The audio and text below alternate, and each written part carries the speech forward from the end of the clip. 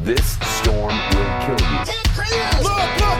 I'm telling you! You know what I mean, folks? But if rich people aren't looking out for us, who is? It makes no difference which one of us you vote for. Either way, your planet is doomed. You're listening to the Our Take Podcast with Brian Sherman. He had a full head, all the way till the end. It was white, and I was hoping to get that. I was hoping to get, like, the full head, and it was really hard to cut it off. And Spencer Rogers.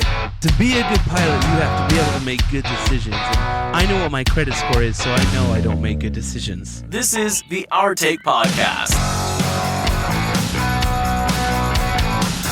From Scary Parrot Media Studios in Ogden, Utah, it's the Our Take Podcast, episode 134. I'm Brian. I'm Spencer. I kind of forgot what I was doing there for a minute. It happens. Find us at the Our Take Pod on Facebook, Instagram, Twitter, and really just TikTok, or the ourtakepodcast.com, where you can stream many, many episodes if you want to see our made-for-podcast faces.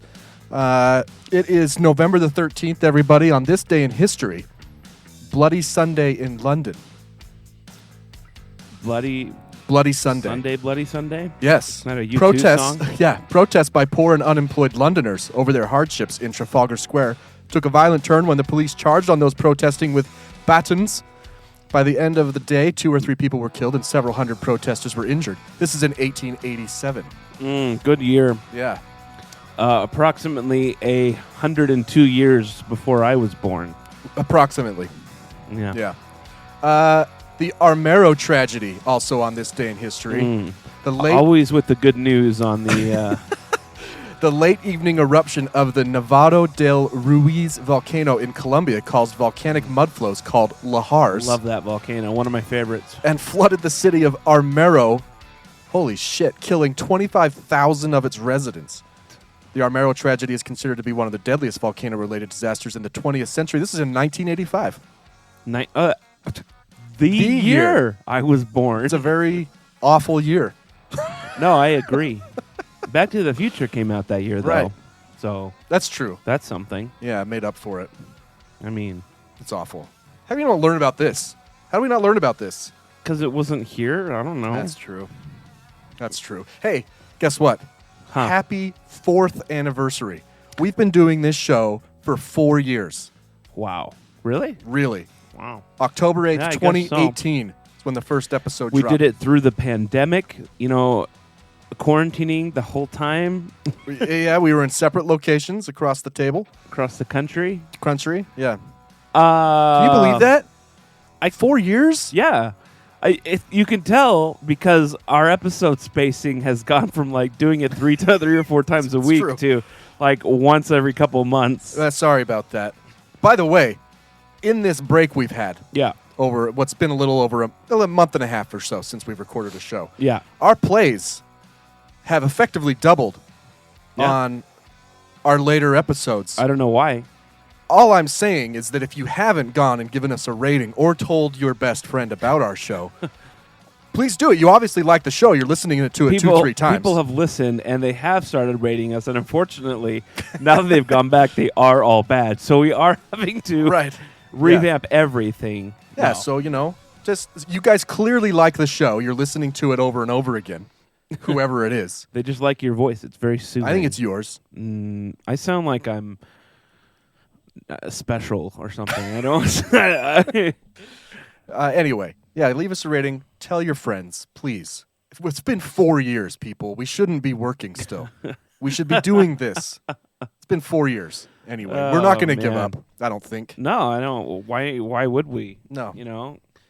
In fact, I'm breaking ground on a underground bunker studio this week. Is that right? No, maybe. I don't know. Is that why you broke that water main? Yeah. I figured instead of hiring somebody, I've got enough time. I'm just going to start digging now, and within a few years, maybe I'll have like a hole. Oh, right. My water main, it broke. Right. Right. It was It was a $5,000 fix. Unbelievable. Yeah, well, a fucking pipe. It is, it's stupid. But my dad, first, he thought he could fix it. And, maybe he could have if he would have found it. But with his flex tape? He's 69, almost 70, and he's out there digging. And I'll give it to him. He dug a pretty decent hole Right. for working all day on it. Yeah. And then we hired the guys, and they come in the next day and went back. Just one single scoop. It's all about the equipment. Right. It really, like, listen, there is a certain amount of skill involved in, construction, that type of labor. But a lot of it comes down to the damn tools. Yeah, I mean, well, that's true because they had because they had to. I mean, they replaced the whole pipe, but they only dug 3 holes, and then they were able to use the snake thing to snake it. Oh, right. All the way through the ground. So.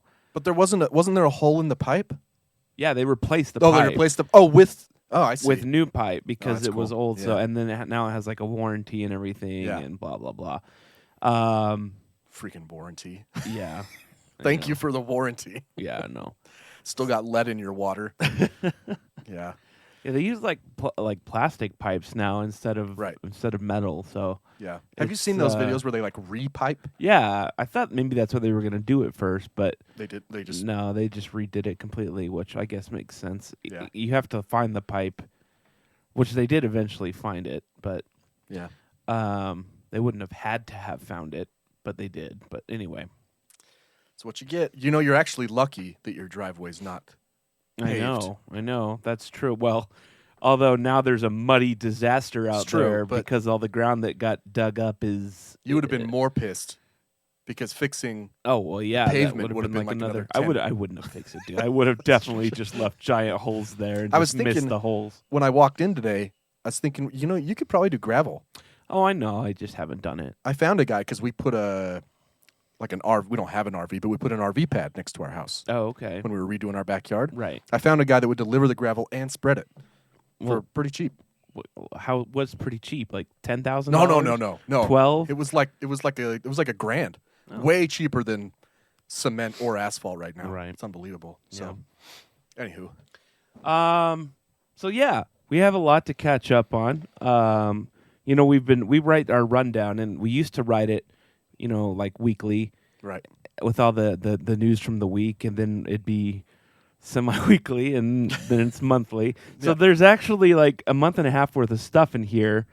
Somehow our episodes end up being the same length. So I'd like to tell you I don't to know, buckle man. up for a long I have episode. a feeling there is one topic in here that it could potentially take. I think we should take 2 breaks today. Ooh.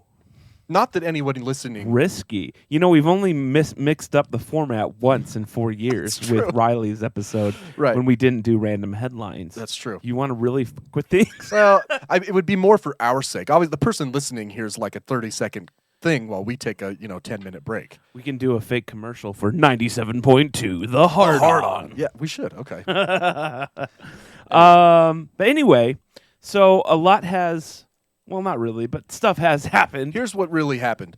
We spent a lot of time together. Well, that's true. And I think that we both knew that an episode might not go well with how much time we had spent together. Well, you just want a day off from... Anyway. Right. Well, one of the reasons was September. Was it September? Mm-hmm. I ended up going to Dallas for a weekend, right, to attend a funeral. My best friend's mom passed, and so I don't want to use the word fun. That's right. It was good to see a lot of people that I hadn't seen in a long time and catch up with them, and so that was a cool trip. But one thing that happened to me on the trip. Now, you know that I have flown a lot. I don't fly for free anymore with my new job, but I have flown for free for the past 5 years. Right. 4 years. Yeah, 4 and almost 5. Anyway, so I had to pay for this flight, which sucked. But I have flown on a lot of different planes, and all mainline carriers at this point, Delta, American, and United, those 3 at least, have backseat televisions. Right. Which I like. I would purposely pick those 3 airlines over someone like Southwest because you have to bring your own device. And I have found that doesn't ever work very well. And then you can't use your device at all. Like if you want to use your phone for something else, you're stuck. You have to download everything you want. well, you don't. They have you can log into their thing and all the same Right. movies and stuff are there. But I have found that it doesn't work very well. And I believe JetBlue pioneered the backseat television. JetBlue really pushed it. From JetBlue and Frontier were the first. Well, Frontier had it, but you had to pay like $7 for it. Right. And then JetBlue, I think it was just free, Yeah. like all the other airlines have. But American, at some point a few years ago, said they were going to start pulling the TVs out, and I thought they were just joshing until I got onto this plane. And I sat into my seat there, and I sent you this picture. Okay, let me go to it here. There it is. Okay. And that, what they've done is they've made this little pull-down phone holder. Is that what that is? Yeah. I thought it was a broken tray table. No, it's a phone holder. Does that turn into your tray table as well? No, a tray table's beneath it. Oh, okay. I see. Anyway, immediately I was enraged, and I was about to write a letter that was like, "Dear American Airlines, go fuck yourselves." Right. But the main reason is because I separated myself from my charger. My charger was up in my bag, Right. and there was two people next to me, and I was about to climb over them and dig through my bag to find my charger. And my phone was, it was the end of the day, so my phone was not fully charged. Right. And this wouldn't be a problem if I just had a TV on the back to watch whatever I wanted for the next 2.5 hours. But no, Americans like, no, you need to bring your own device and watch it on that. It does seem like I don't know, like a cheap blow. Oh, this is what Southwest does, the quote-unquote, budget carrier. This is what the budget carriers Right. do. And it's But like, they already had the TVs. this is the biggest airline in the world, Yeah. mind you. Yeah, they already have the TVs. I guess they So want to save weight. they're I just- don't know. Yeah, I guess. We're going to be overweight. People They're like, bringing people their damn iPads. don't use them, but when you go fly, they're all on, Oh, and they're on. people are all watching Yeah. something. It's a pastime. Even watching the little map. And because we in this generation, we like to have something on while we're dicking around on our phones. Either way, but now I can't even do that. I have to actually watch. Right. I was watching, been watching Seinfeld at night, right? Yeah. Old episode when Elaine and Putty are flying back from Europe. Uh-huh. And they're fighting, and then they get back together, and Elaine pulls out a book, and Putty's just sitting there. Uh-huh. And she's like, "Are you going to get a book out or something?" He's like, "No, I'm good." So you're just going to stare at the back of the seat? Yeah. So even back then, it was weird. Like, the people usually had a book. Right. Anyway, I thought it was pretty funny. So they did have charging ports right next to it, USB charging ports. Okay. So on my flight home, I was like, I probably am going to get this again because I don't know how many planes they've done it to, but I've already had it happen to me once. So I bring my charger and I sit down and all I have is the cable, and I'm like, because I have a newer cable it's a C. and it's USB-C, and I'm like, American, what the man? Yeah. What the hell? They're going backwards here. Like, I feel like if they're gonna, they've had all these TVs the whole time. They should send you, especially if you're a paying passenger, like a message. Hey, look, Bring a cable. you should bring a device and a cable That's true. because Or just we've cheaped out. even a thing, just a link that says, "See our new entertainment option." Yeah. Anyway, I was enraged both times because again, my flight was near the end of the day, and my phone was low, Yeah. and It just seems like a really. You know what it reminds me of? Hmm. When I was delivering pizzas in college right, at Domino's. I had been there for a couple years, and out of nowhere, they decided we're no longer going to pay you minimum wage right, when you're on the road. then everyone quit. Yeah, so it's like as soon as you clocked out, you're making $7.25 an hour already. But as soon as you clocked out to go on a run to deliver a pizza, you were getting paid like $6. No, And it I was was like like 3. Yeah, it was That's low. stupid. I just remember thinking like that's just such a low. Of all the salaries to cut, Right. you know. now all these delivery places are like, yeah, what do you want? $30 an hour? Sure, Right, whatever. yeah, Just yeah. come work for us. Please, someone has to deliver. No one's ordering the food anymore. But yeah, it just seems like a low, like a cheap. I don't know. Like maybe the weight thing is the only thing that kind of makes sense. I guess. You know, That's I don't know. Were they saving like a few gallons I've of jet fuel? enjoyed the last few years being on these bigger planes, watching. That's where I watch catch up on movies. Right. And you know, how are you gonna? Hey, we've got free Wi-Fi, so you can surf the internet, but you also need to be using your phone to have whatever. Right. So I guess bring your iPad, your phone. Make sure you bring your chargers. Right. Bring your own TV. Why don't you just bring a monitor with you? Just set it right there. Just bring an in old there. tube with a VCR. You in get the bottom. one. You get 2 carry-ons and a monitor. Yeah. Bring a DVD. Speaking of planes, not to bring up something that I know will depress you, Right. but this B-17 crash. Yeah. If you guys haven't seen this video yet, Maybe don't. it's a trigger warning for sure. It's awful. I. It's not. You don't see bodies or anything, but But you know what happens. you know what? It's a B-17.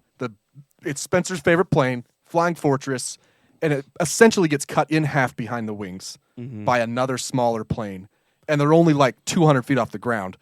So Not that it would have. I mean, it wouldn't matter. It took up 3 seconds I think to it's fall. a blessing that they were only 300 feet off the ground, because it would have been a much more horrific Right. accident had they not been. I mean, it's not like you can eject out of a B-17 anyway, but it was No. like they fell for 3 seconds. They probably didn't even know what happened by the No. time they were dead. But I wanted to ask you about this particular aircraft, like specifically. Was there something? I know B-17s are all special, World War II, but this specific aircraft, was there something historical about it? Like, No. I mean, it's just there's not. I can look it up. There's not a lot of them left. right? The B-17s, for whatever reason, when they came back from World War II, instead of getting repurposed, a lot of them just got scrapped, which wasn't the case with a lot of the other bombers. But So they in like a airplane graveyard, like you see on satellites. not sometimes? even. They're just gone. They're gone just completely. in pieces. They just don't exist. And the majority of them that do exist are in museums that they can't fly. Yeah, there's only, so it says as of, wow, this Wikipedia is already updated. It was 10 before yesterday. There's only 10 left? 9. 9 now? There's only 9 Wow. now. I mean, at the height of production, how many were? There's got to be Well, like thousands, right? well, so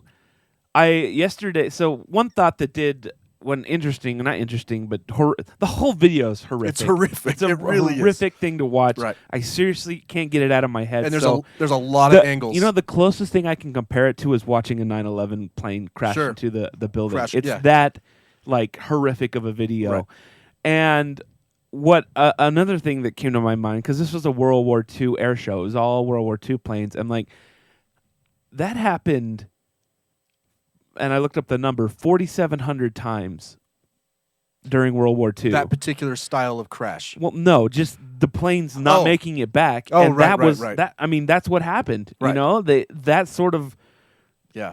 thing happened 4,700 times over Europe and Asia or Japan. That's so many planes. Right, and those are just the ones that were lost. So Right. there was a lot of B-17s. Did you ever hear the story about the guy who I don't know who it is, so I don't want to butcher it, but that recommended the armor plating on the planes? Oh yeah, Do you remember that story? Yeah. Where he's like, don't look at where the planes that were like, because planes were coming back that made it, right. and they were like, well, let's reinforce where the holes are in those on all planes where they got hit. And he's like, no. These planes survived after being shot there. Right. You need to reinforce all the places that they're they're not shot in. not shot in. Because those planes didn't make it. It's like, that's brilliant. But is this the plane? Did this plane drop the? No. It's a different No, bomber. that's the B-29. Which, if you look at the video, there's a B-29 about ready to take off on the runway, and there's a plane that just landed. It looks like they barely made it out of the. Jeez. the fireball. Honestly, we don't know exactly what happened yet. I don't know if we ever will. But it looked like a blind spot, maybe, to the other pilot. I have no idea. I don't. Even it sounds like even the people, the commemorative Air Force were like, I don't know. I mean, So I have heard a few things that said that the P-63, the plane that hit the other plane, was not doing the formation correctly, but that's all seems Like when you watch it, I'm not making an accusation at all. But when you watch it, it almost looks intentional. Oh, it does look very like it looks intense. I don't think it was. I don't. I hope not. There could have been a medical emergency. He could have passed out. There's no. That's true. I don't know. And those planes, they. I don't even know if they have flight recorders in those planes. So Yeah. um, We've had a few things lately with airplanes in air shows. That like the oh yeah, that's true. we had an F-35 here crash. Oh yeah, that happened during our break too. Yeah, there was something wrong with the aircraft, obviously, and they- he made it See, the right Air to the Force- runway. The Air Force is kind of swift that no one's heard Yeah, about it since. they're Like, going to talk oh about it now. yeah, we're still investigating for the next Right. 20 years. So the pilot somehow forced the plane to the edge of the runway and ejected. Right. So he's fine. And then they had the You know- jet-powered diesel Yeah, the trucker guy. Yeah. You're never fine after you eject. Have you ever thought No. about how horrific that must be? Because at the minimum, your plane's traveling 170 miles per hour minimum. to stay airborne. Right. And then, have you ever put your hand out the window going 80? Oh, dude. And you're just like, Well, don't can you they? imagine just boom, boom? Yeah. Well, for a while they were breaking their legs. Now the seat comes out with them now, right? I guess it depends Yeah, on the the plane. seat comes out with them, and then So you can't. you'll Your see legs don't if you break. ever look at a winch or a canopy, there's all these lines at the top, and those are explosives that blow up the actual a det cord canopy. Yeah. thing?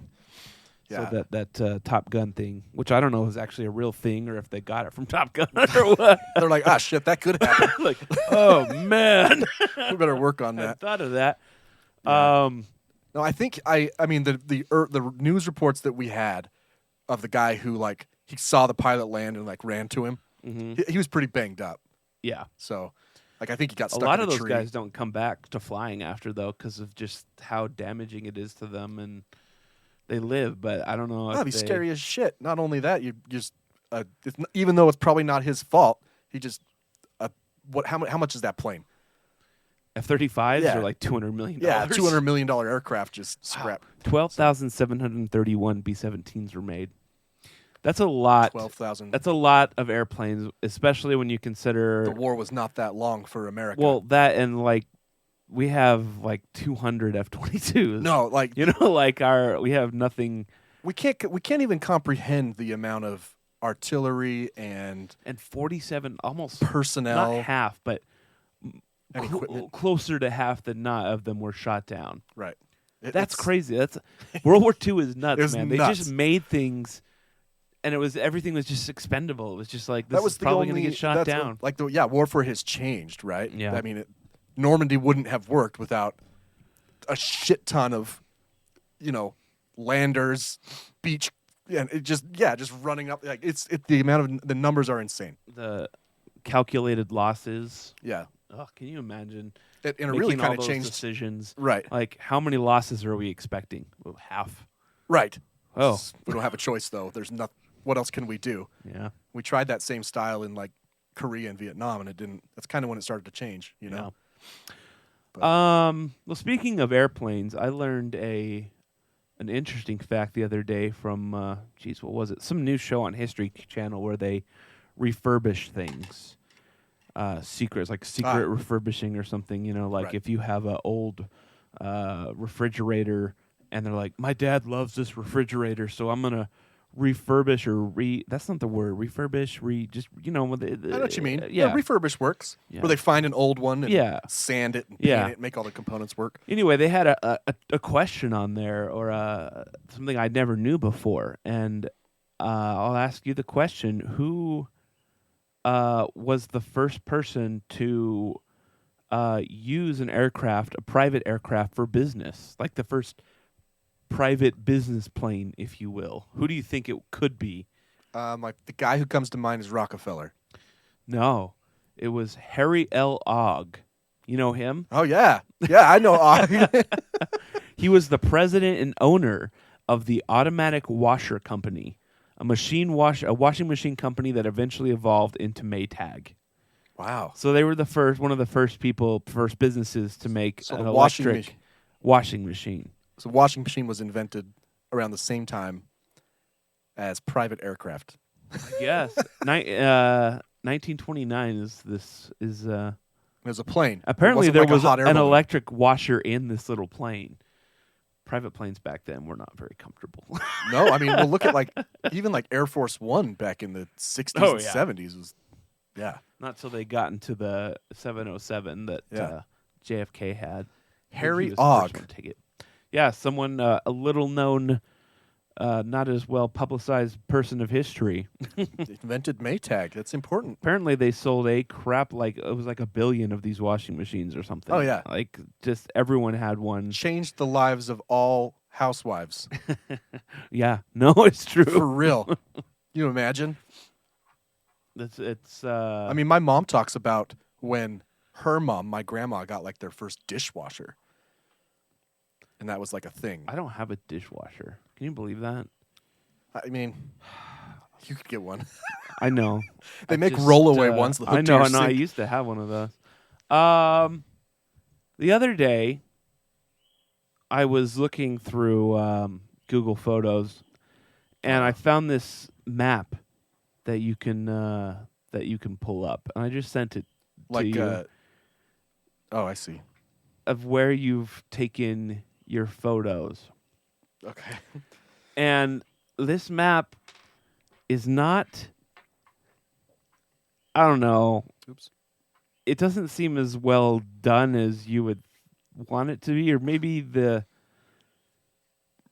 me just switch it to the other screen here if people happen to be watching. Oh, yeah. Okay. So, to me, see, it has areas where you've taken the most pictures. Okay. Well, what does that also remind you of? Oh, like a COVID? Like COVID maps. It's a Like it looks pandemic like map. it looks like I had a virus and I spread it all over the United Right. States. It does. Totally looks like hotspots. It's really hot here in Utah. I've gotten a lot of passed on that virus. A lot of people. How long? Like how? Over what period of time is this? Do you know? It's got to be like not early 2000s, like 2010s. You took a lot of pictures when we were in Florida. I guess. I can tell what you're doing here, right? This is home. This is Vegas. This is Oh, yeah. tornadoes. You're right. This yeah. is tornadoes. I don't know what's going on here. That was I went to in 2019. I went to Dayton, Ohio, to the Air Force Museum. I landed in Cincinnati, and I also went to Pittsburgh.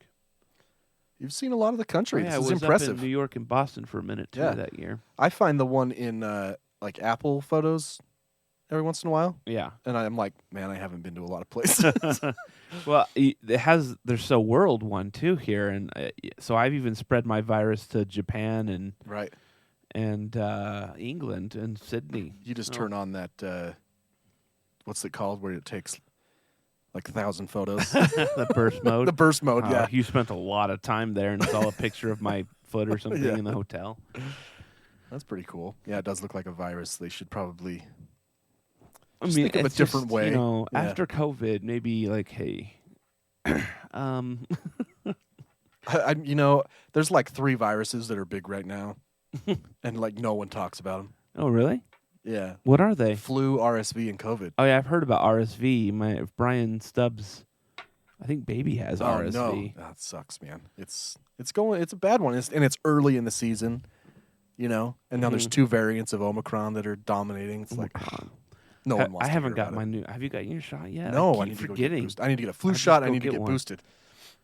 Can you like a year ago, or a year and a half ago, we were hands and on the edge of our seats waiting for our shots, and now Yeah. we're like, Yeah. I need to go get my shot. Guys I going to guess. like the freaking D event center at Weber State with 1,000 people waiting in lines for a dude in fatigues to give me the shot. Yeah. I mean, What a weird time. how did we not? So we went to the When We Were Young festival, Yes, giant emo festival. which I didn't know it was emo. I guess I didn't know I was into quote unquote emo music, but that's what it was branded Like, as. it's such an overarching term, right? I guess. A lot of the bands we saw there, I wouldn't describe as emo, but certainly there were emo bands there. Hawthorne And Heights, emotional. E stands for emotional. It's emotional music. Offspring, right? Emotional music, Offspring. We went to Vegas. It was actually really, really cool. Really, really cool. We stayed in what was probably, and I stayed in a lot of ghetto hotels this year through my tornado chasing and our trip to Florida, and this one really was by far the It's worst. just a racket, man. When they know a lot of people are coming to town, Yeah. we're talking like a 10,000% increase. Oh. A normal night in Vegas at like even the shitty like Circus Yeah. is like $25. Yeah. During this festival, it was $600. Yeah. There was, so our hotel was was Hampton Inn or something. Yeah, it was Wyndham. I don't, yeah. some shit. And it was $200 a night. Yeah. And it was ghetto as all get out. But there was a Super 8 just a few doors down. Right. That was $700 a night for a motel, for a Super 8 Super 8. motel. I don't even know No, how. it was Motel 6. It was Motel 6 yeah. because they had the big fancy sign. $700 a night. I That's don't- stupid, man. That should be No. illegal. I don't even know how I got the one I did. No, I know. Got lucky. I know. And there was, probably an extra 120,000 people in Vegas because of this festival. It's 2 days. But we got lucky. We got super lucky because the first day got canceled.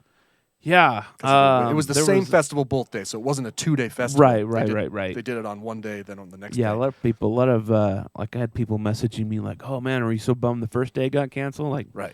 no. No. I wouldn't have gone if it was a 2-day festival. Yeah, seriously, I would have died. I would have literally died. I think you would have. I think you would have had to bury me in the fake grass that they put out. I want to. I put this in the rundown so long ago. So we got VIP tickets to this thing, right? Right. And then we found out they had like cabanas and stuff. Bananas sucked. So they emailed me though, a few weeks before the show, with an upgrade option. Oh, I was like, oh, let's look. VIP was normally like Right. I'll look at it. So it says VIP ticket holders upgrade your experience to the exclusive Forever Young Pass.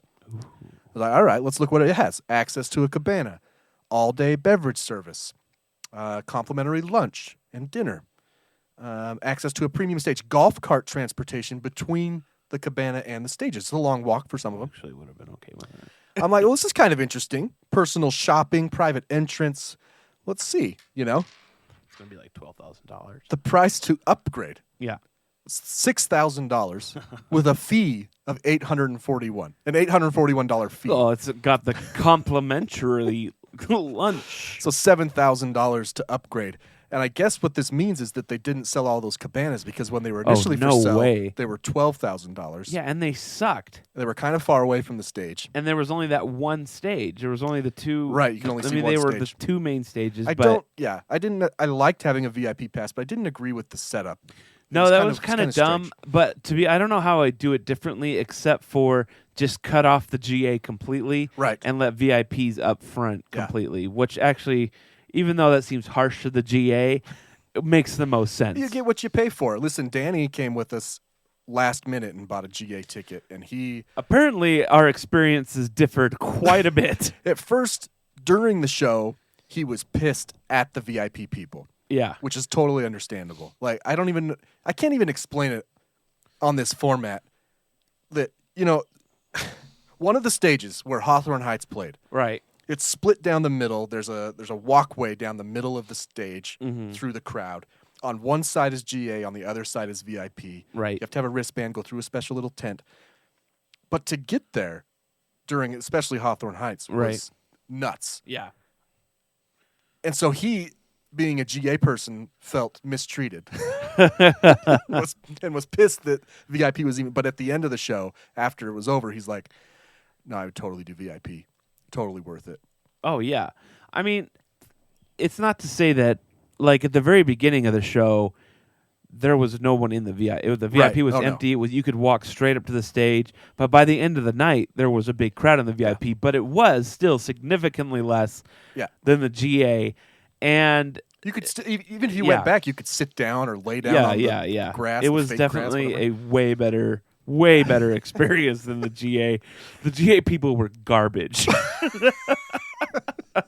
I mean, the tickets are expensive. They are expensive. Yeah, you guys managed. So when we went on sale in what, April, or It was maybe early. even I earlier think it than might have that, been January. Yeah. And you and Randy, because it was a lottery, you just signed on and hoped for the best. Not a lottery, but it was first come first serve. And if you managed to, And they only announced one show. Yeah. A Saturday show. And I was like, this thing's going to sell out. yeah, and it did So fast. basically instantly. Yeah. And then while I'm waiting in that queue, they announce the second show. Yeah, the So Sunday that one one. sold out. They put me into the second one with Randy. Randy got in there too. Right. And so we quickly bought. And they would tickets. only let you buy one ticket. Yeah. Yeah, because you were originally whoever got in was going to buy everybody's. Yeah. They only let you buy one. And so you guys spent $7 something, It was 7 and change. right? 700. And then for whatever reason, the tickets went way down in price. I think there was a lot of speculation that it was going to be Fire Festival Part 2, I don't know how they would go down though. but it did. And me and Ethan got ours Because for these weren't on Ticketmaster. These were set up on their this Live Nation created a ticketing platform for this right. called Frontgate. It's the only tickets they sell are to this festival. And so somebody unless there's some sort of racket, which is totally possible. Oh, for sure. The people who were selling their tickets to you were losing Yeah. $200-$300. Oh, definitely. So it's I don't crazy. know. You know, 'Cause that was only like 3 weeks before the show that Yeah, I texted you guys like, hey. and we looked, and ours, I paid $450 for mine. So if you want to go to the show next year, I don't know because there's only one. They haven't announced a second. I don't one. think they're going to. I think that 3 was too much for them, and now they're realizing. I mean, the that. next year is going to be an epic, Oh, unbelievable. it's way better than this the year. lineup. This year was amazing, but next year was like wow. Right. I mean, just the headliners alone next year, Blink and Green Day. Yeah. It's going to be huge. So, if you can make it, I think it's worth it. Yeah, I got to book your hotel now. Look on the yeah, seriously. Like now, I looked on StubHub the other day, and the VIPs are going for like $1,200. really? So they were like double. I want to go. I think 1,200 is going to be I like no, my I limit. won't. No, No. you don't for all those bands. I don't know, man. It was so fun though. It was fun. I will 12 say is a lot. that my feet have never hurt so bad in Well, my entire life. I that- had a giant blister. We made the mistake of doing a lot of walking. No, the day it's before. true. And That's what Vegas is. Vegas yeah, is it's just dirty walking. and walking. That's it. And yeah, my feet have never. It was so bad, and it took like 3 days to recover. Yeah. because we drove Danny's back. still sick. Is he really? We drove back on Monday. Yeah. And so I had Monday off, and then I worked on Tuesday, but I was complete garbage. Like I was in a meeting, and they were like, "Hey, Spencer, what do you think about?" No, it was total like back of the classroom, like, I don't know. Yeah, it's. I mean, we got up at like 7 a.m. and didn't leave the festival grounds until midnight. I don't think we needed to. We didn't need to be there as early as we did. Did No, we? not at all. No. But we had no idea No, what I to know. expect. Like, but anyway, Live Nation's apparently doing a bunch of these now. That other one they announced with Yeah. Korn and System of a Down. Did you? I just saw too. There was a Emo's Not Dead cruise. Like, why did we not go on the cruise? Right. So there's just one band on there playing covers. No, there was all the bands. Oh, It was, really? Yeah, not all the. It was. I can't remember. Yellow. It was Dashboard and I don't know. There were like 10 bands that went on the whole Interesting. cruise. I guess. But we saw 12 bands, I think, play at least 40-minute sets. Some of them longer as the night went on. Notable performances from Story of the Year, Hawthorne Heights.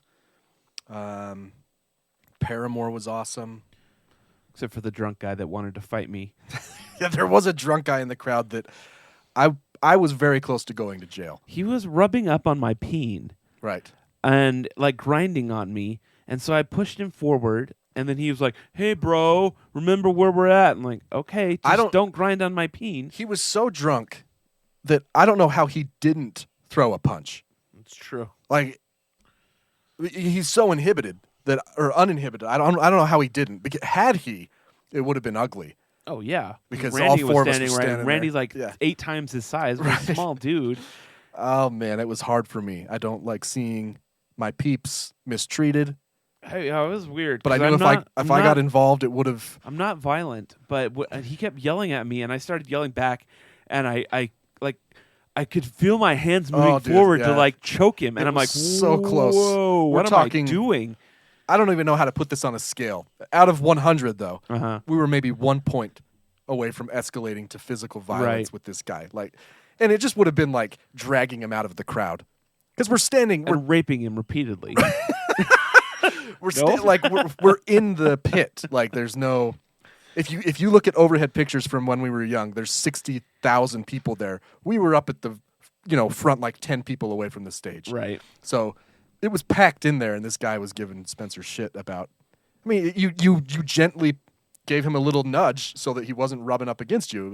It was all perfectly reasonable. Like I've been in plenty of pits and Right. crowds. You, It's you- fine. You put hands on quite a bit Like in these crowds. it's not Yeah. it's not a big deal to be pressed up against someone, but he was grinding on Right. me, like twerking on me well, almost. he could barely stand up. Yeah. So anyway, that was interesting. I had to look away because I was too afraid of what I might. So going to this concert, after we got back, I started thinking about it, and I've thought about this before, but I have a few what I call like linchpin people in my life, and I was like lynching. No, linchpin, like this that because of these people. Well, so because of these people, I am where I am here, and I don't know if everyone has one that is so connected to so many things in their lives like I do. But I was like, how did I get here in Las Vegas with these 4 other guys How did I end that up I here? didn't grow up with? I didn't, like how did this all happen? Right. And it all goes back to a Mr. friend named Jake Luna, who you've never met. Oh, really? Yeah. I thought you were gonna. So you went even one step further. Well, yeah, Luis and Jake Luna are my 2 linchpin people. Okay. One can't be without the other. Like, but so Jake Luna, when I met him at Scouts and Church, probably In Dallas? I don't know. It's so long ago that I don't really remember. It must have been like 8. Yeah. Like in Scouts, like beginning of Scouts. And so we were friends, all the way up through high school. And when I was 15, he started working at a grocery store called Kroger, which is a big, huge company in Dallas and actually throughout the U.S. Right. And at the time, I was tired of sponging off my parents. I've always kind of been like, I don't love doing that, Right. like asking dad for money to go do stuff. Stuffs. And this grocery store would hire kids when they were 15 to be baggers. And he's like, dude, you should come work with me. And I was like, oh, okay. Done. So I applied and I got hired as a bagger at Kroger when I was 15. And then like 2 weeks later, he quit and went to go work at a barbecue place that also hired 15-year-olds. Classic. I ended up working there for the next 4 years, all throughout high school and until I moved to Utah. But because of working at Kroger, I met my a girlfriend that I dated for 2 years there, and her sister got me into bands like Good Charlotte and All American Rejects, and it actually just I wasn't big into music as a kid because my mom listened to Mormon Tabernacle Choir. That was it. Right. And being homeschooled, which I don't know. Do I tell people? I don't know if I told people that before. I I don't homeschooled. think I knew that about you. Oh, really? Yeah, I was homeschooled all the way through high Explains school. so much. Yeah, probably. All the way through high school. Yeah. Really? Yes. Wow, I didn't know that. You're surprisingly sociable. I'm just giving no, you no, shit. no. But you're right. We could talk about that some other day. Listen, I remember taking in social psych classes talking about homeschool, and it actually didn't have a giant negative effect on kids. Well, it just depends. And I got a lot of social reaction or interaction at Scouts and church and stuff, so Yeah. it wasn't, and Anyway. seminary and whatnot. But anyway, so yeah, I didn't have a lot. There was music. I started getting into it when I was like 15, 16, 17, 18. But she got me into pop punk, and then she me and Stacy, my girlfriend, took her because she was younger to a Good Charlotte concert. Good Charlotte, Simple Plan, and I think Goldfinger. That was my first concert, Nice. and it was in a big concert venue. We don't really have anything like that here in Utah, called Nokia Theater, and it was awesome. It was seriously, I didn't know. Right. Never, You don't know what you're missing. It was the sounds, the boom of the bass and the kick drum. It was like I didn't know. Right. And it really turned me on to live music, and I started going to more concerts, and I got into guitar, and it just so happened that Stacy had a guitar, electric guitar, that she let me borrow, and that's when I started learning to play guitar. Now you have to bring Luis into the equation, my other linchpin person. So, Stacy from Kroger and her sister got me into all these bands and musics and playing guitar and all that sort of thing. And then Luis one day was like, "Hey, let's move to Utah." And I was like, "That's really dumb." But okay. And so I moved to Utah, and when after the first 6 months in drama, I moved back to Texas for a minute, but then I came back, and I moved into Branberry, Which is an apartment complex in Provo, where I met, and by this time I had bought my own guitar and everything, and I got a bass. Actually, Stacy's parents bought me a bass for Christmas, that one that's over there somewhere. Oh, nice. And I met in this apartment complex. I met Brent Red. Right. We became friends, not solely based on music, but we had that in common. And together with a couple other people that were into music, we started our first band there, $500 Fine. And then we played shows at Branberry, and a couple of those shows, Brent invited some of his high school friends to come play with us. One of those being Brian Sherman, Yep. or as Brent and me called him at the time, Sherm, because Yep. that was your nickname. Well, because I knew if we go back a few years in the timeline, Yeah. I met Brent in 7th grade. Uh-huh. We were in band together. I was a percussionist, and he played trombone. Tromboner. Yeah. And then in high school, he recorded one of the bands I was in, a Okay. punk band. Mm-hmm. Brent is with computers, right? And then post high school, I would just come down and visit him Right. every once in a while in Provo, Right. and sleep on your guys' couch, Right. stuff like that. Right. And then I was in another band, and we came and played shows. Right. So that's how. So that's how I met Brian. But then, after $500 Fine was done, Brian started his own band, The Market, and he invited Brent to be the bassist. You had another guitarist, a couple that didn't really pan out, and Brent Yep. was like, "Hey, let's, you can have Spencer come play." So Brian asked if I would come play with The Market, and that's how me and Brian and Danny became better friends, and we hung out for like 3 years. And then I was talking with Danny about this the other day. I'm trying to figure out the gap between when The Market ended and when 2010 to 2016. It's a blur. Right? It's a fucking blur. I'm so glad I'm not the only like, one. I'm like, I know I kept in touch with these guys. We didn't really, though. I didn't. I didn't even go to your wedding. That's true. Did you not? No. I don't even know if you invited me. Me and Danny went to Brent's wedding. I know. and That's saw what, it you was there. the only thing I could think of. Yeah. And I was like, well, No, it's a. but I know that me and you started messing around with music while I was still married, because I remember playing stuff for Mandy. Well, so there was a time post when the market never officially broke up. We just kind of stopped playing.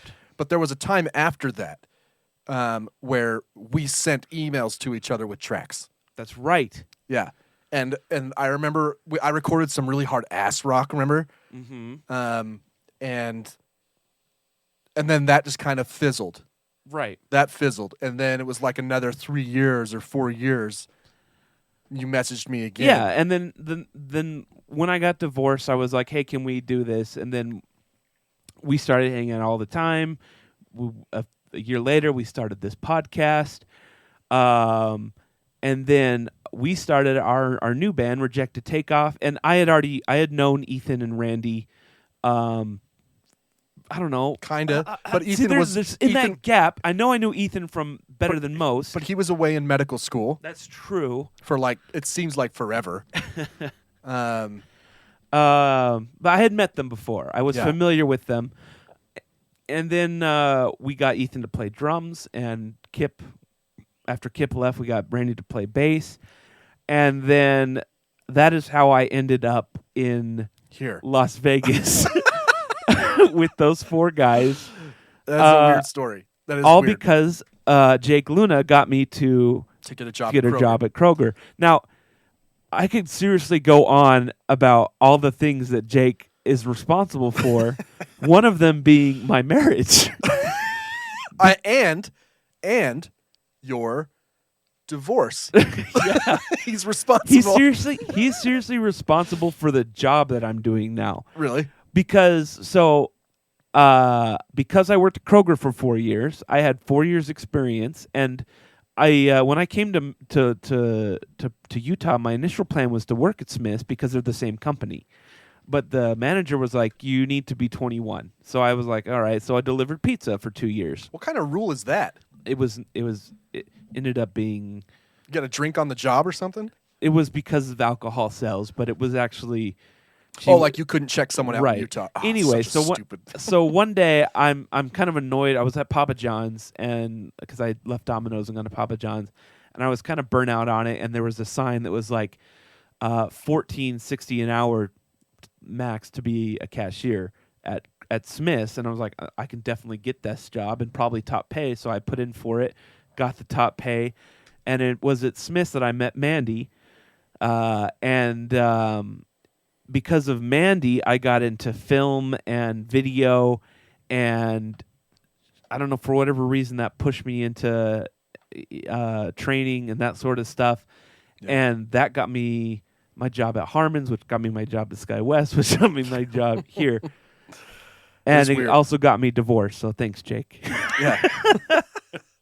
You're going to end up with a Jake tattoo. Yeah. Yeah, I've never met this Jake. No, he actually... sounds like a great person. He actually lives in Lehigh now. Oh, really? It's so weird how so many of my friends have ended up in Utah. But yeah, I don't know, because I was talking about it with another friend, and she's like, I don't have anyone that I can trace so much back to. And it's really Jake and Luis. Luis is necessary because he's the one that convinced me to move to Utah. Right. But Jake has led me because of Kroger. And this same friend I'm talking to, it's one of the ones I go chasing with. I'm like, just so you know, I wouldn't even know you if it weren't for Jake, because I met this other guy, Aquila, at Kroger, and he's the one that got me to go on the 2019 paid tornado tour, and that's where I met her and these other people that I go tornado chasing with every year. It's weird, man. I don't know if you've ever traced your life back like that, but it's so weird how that all works out. One thing sticks out, which is that you're really good at making friends. I'm not really good at making friends. Whatever, you have way more friends than I do. But I've had them all for a while. Oh, I see. And they were forced to like me for a while. Forced to like you? And now they have no choice. No, I don't know. I'd have to think about this to go back to a person. The thing that I keep coming back to, though, as I think about myself, was my experience on the drum line in high school. Right. Which is where I met everyone. Essentially, yeah, everyone. I just, if I was to paint this into a moral or a picture, it's just take a look back at your life, and it's just crazy to see how influential other people are, whether you've ever thought about it or not. Right.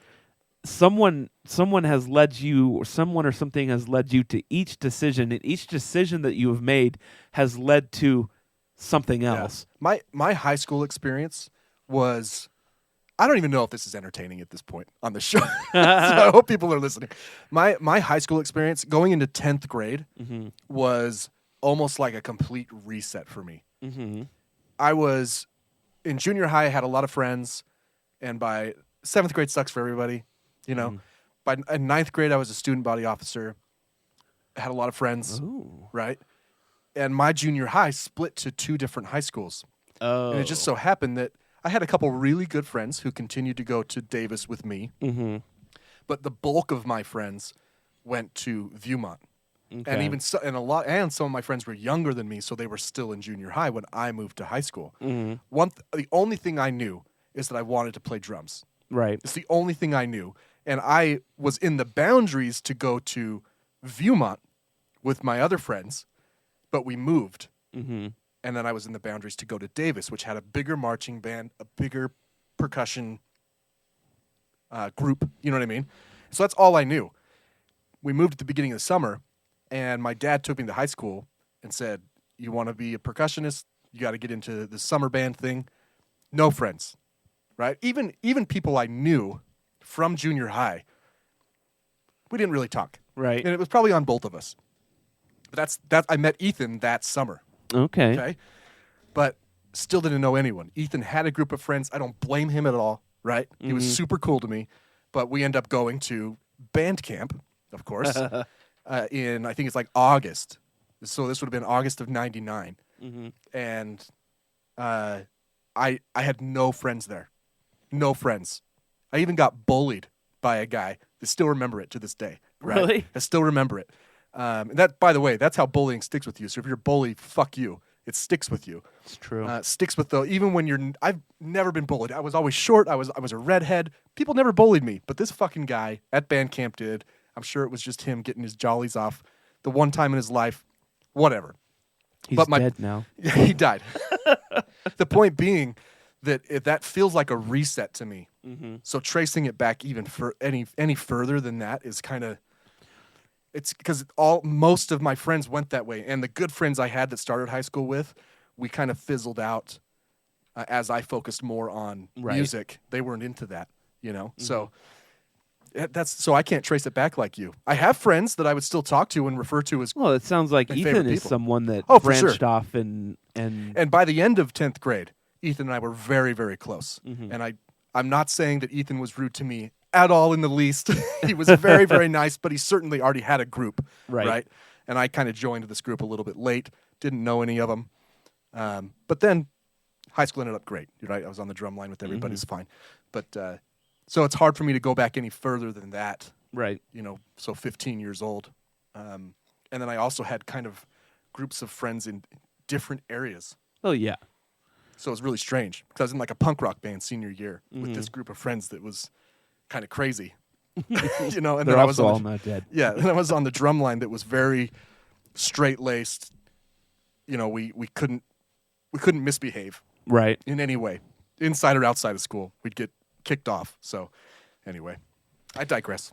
But yeah, so you know, if you ever get a chance to diagram your life out and see what led you to where you are, it's just always fascinating to me, at least. It's like doing your own genealogy for your social life. Yeah. Do some genealogy. Essentially, yeah. And give that person a call and tell them thanks. Hey, before we jump into something, I don't know what you got here. See, this is going to be a longer episode. I told you this is going to take a minute. We're not even done with the opening stuff yet. It's under open. Yeah. I was watching a TikTok the other day, and she was like, "This is going to fuck your brain, but can you come up with an original color?" Oh yeah. Oh man. And you can't. It's No. literally impossible. And what's even more infuriating is that there are other colors out there that we can't see in our right. spectrum. Right. But it's impossible for us to imagine what they are because Can't see 'em. RGB, you Right. know, that's it for us. Imagine, 10,000 years from now, if humans are still around, the art Right. If our eyes evolved to include like Other ultraviolet things. and stuff, yeah, that'd be crazy. I have this idea, this thought often because I had a teacher in 10th grade actually, Mr. Navadomskis. He's a fucking asshole. Sounds like it. He told us at one point, he's like, none of you Sounds like will a ever Hogwarts have, none of you will ever have an original thought. He's not wrong. And so since that day, 23 years ago, I've been trying to have original thoughts. And they go from the extreme, very complicated, to very simple things like, this is when I'm inviting you into my consciousness here, okay? So be ready. First your calendar, and now you're... These aren't pleasant. I had this thought the other day before you asked me about the color. Because every once in a while, I'm like, I got to think of something original right now. And so I thought to myself, I wonder if anybody has ever drilled out the center of a Snickers bar and pooped into it. That's Did you Google it and find out that? I didn't Yeah, Google it's like it. a huge. No, that's how you stumble on like Two Girls, One Cup. You don't want to It's a huge sex thing in Indonesia. only Snickers. Which Cream-filled Snickers. Which then now you're down the candy bar bodily fluid. Right. That's a hole of like, well, I mean, what do I do with the Twix? I wonder if anyone has hollowed out a Snickers and filled it with semen. Yeah, you start, and then you're like, that's my original thought. Now I can claim that I had an original. There's no way that thought. no one has ever thought that before. That's just it. Out of all the billions of people, That's just it. someone somewhere right now. You know what? I'm gonna go further. Out of all the billions of stars and possible other universes or mirror universes, someone. So you're advocating for his school of thought that there's no such thing as original thought anymore? I mean, it happened at some point. Well, at some of point there was a course. crossover. I don't know. I mean, it's obviously impossible to quantify that. There's no way to ever know because unless there's no way. There's no way to ever know. I don't know. But you can It's think of just something. something. It's something you just can't. You can think of something so arbitrary Right. that you're like, I doubt it, unless someone else is going through this exact same exercise. Which because they had are. a teacher tell them that there's no such thing as original thought. Anyway, You're gonna get comments on this. They're like, "Oh no, I have thought that like all the time." In fact, I've done it. In fact, I picked up a Snickers this morning It's really weird that you say that. I'm holding a Snickers bar right now. and a drill, and I kind of. I mean, that's just an example of kind of the dark places that you can go when you're trying. No one else is in your mind, so things can go a little awry. Right. That you're like, maybe that's original. I don't know if that's original. We've talked about this kind of stuff before, though, with like conventions and is there any sure. original? Is there any original inventions? The last big invention we Right. talked about. Because Right. everything is a take on something else. The Right. car is just a take on walking. Right. It's true. It is. And it's hard. Everything goes back. You know, you're like, well, recorded music. Well, Right. people used to perform music. Mm. And at some point, they started performing the same music. Right. So So at some point, someone had an original thought, original idea, and everything else is just a takeoff of that. it is. It's So- like fire. So someone in the past has been like, has anyone ever taken a Three Musketeers and drilled a hole? Oh, no. So you went more original than me. I went Snickers. Yes. So your idea is just to take on the Three Musketeer idea. It's not original. It's true. Someone already thought of it. They just had a Three Musketeers. Oh, I mean, man. you could say that your idea is just a take on the creamy nougat that's already in That's the true. Snickers bar. So true. it's not original. I don't even to know fill a why Snickers that bar. want that. It's not like I'm not wishing that someone would eat it. You I'm just thinking. I wonder if that's happened. And has someone put it back in a wrapper. I don't know. People do weird stuff. put it back in a wrapper. My Snickers wrapper is ajar. Should I be concerned? It tastes like shit. Nutty. Listen, we should start a TikTok challenge where people can just post their original thought and see. It would be very dark, I think. Oh man, yeah, because it'd have to be because people don't like to think about dark things, and that's. Oh no, they do. They do think about dark things. We don't talk about them. No, that's true. Because what are you going to think about? Like, I wonder if anyone has had So maybe you're had a smiley face tattooed on the, Definitely. on wherever, anywhere. Yeah, anywhere. Of course. Sure, of course. Everyone's thought about it. So maybe you need to switch your tactic then. Instead of going dark, you go Well, that's why I was trying to go happy with the smiley face. with the Snickers bar. I was trying to go happy with the Snickers bar. Yeah. It's a good challenge. It's a good challenge, right? Right. Find us on social media. Tell us your original thought. I'm really curious now. Yeah, we got to put this clip on TikTok and Yeah. see what people say. What is what is your original thought? The comments should be fantastic. Yeah. I got a little love on TikTok the past few days because I posted a thing about DeSantis. What? Trump threatened DeSantis. He threatened him. Basically said, like, if he runs, I will spill the beans. I know some dirty secrets about Ron. Yeah, I'm sure everyone knows some dirty. He looks like a pretty So dirty guy. I just posted on TikTok that I'm really excited for this to happen. Oh yeah, I'm interested in the next. I don't know. The next presidential election is probably going to be way more interesting than 2020 because there's a big chunk of people that don't want Biden to run. Man, listen. There's a huge chunk of people that don't know who should run, and so they just like maybe Biden should just run. Really quickly before we take a break. You can't argue with a midterm victory like this. That is This does not true. happen to a president who's polling, and this doesn't happen to any president in the midterms unless it's after an act of war, like Bush. Right. But to happen to a president during a time like this with inflation and his polling numbers are very, very low, like this type of victory is crazy. It is. It's really, really crazy, and I'm happy about it. The red wave did not come. But you can't, if you're the DNC, you're like, well, this was a referendum on Joe, and he just cleaned up. Right. What are we have to go with him now. Well, is it a referendum on Joe? It is. Because it is seems... because that's what Republicans and Democrats would do No. it too, right? It always is. During the first midterm, it's always No, I know. a referendum on the president, because that's what the opposing party always does. Did you watch that video that Randy sent us the other day about the guy that's... Oh man. If the Democrats had lost, then I think that the DNC would and the Democrats at large would be like, yeah, okay, it's time to move on. Oh, this guy right here. So vote in a Democratic Congress. Everything still sucks. Oh, yeah, so yeah. vote in a Democratic president. Everything still sucks. So vote in a Republican It Congress. just goes through all the years. Yeah, it's really strange. It's really, really strange that he cleaned up the way he did. I mean, Warnock's probably going to win that runoff.